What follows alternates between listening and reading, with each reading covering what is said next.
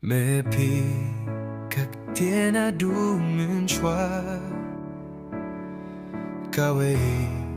Blei Hakhlieh buhrieh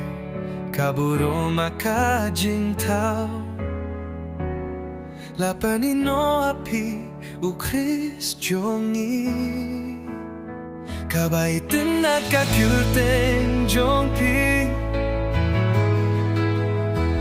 Kaba itynnad Ka kyrteng jongpi Ka kyrteng U Jisu Khrist U Syiem jongngi Kaba itynnad Ka kyrteng jongpi Hynrei nujor Hynrei itynnad nujor Ka kyrteng U Jisu Khrist U Syiem jongngi Kaba itynnad Ka kyrteng jongpi Hynrei nujor Kaba itynnad Ka kyrteng jongpi Ka kyrteng U Jisu Syiem kwah bneng khlem jong U Jisu wanrah bneng khyndew Ka jongngi Ka khraw Hynrei Ka jingieit jongpi Ka khraw shuh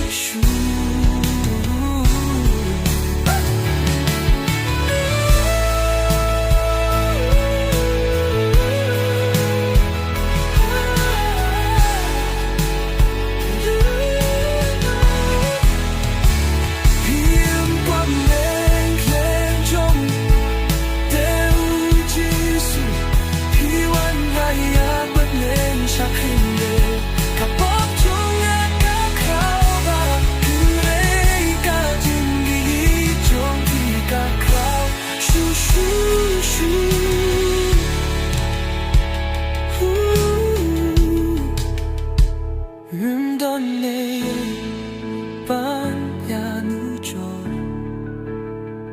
Kaba itynnad Ka kyrteng jongpi Ka kyrteng U Jisu Khrist U Syiem jongngi Kaba itynnad Ka kyrteng jongpi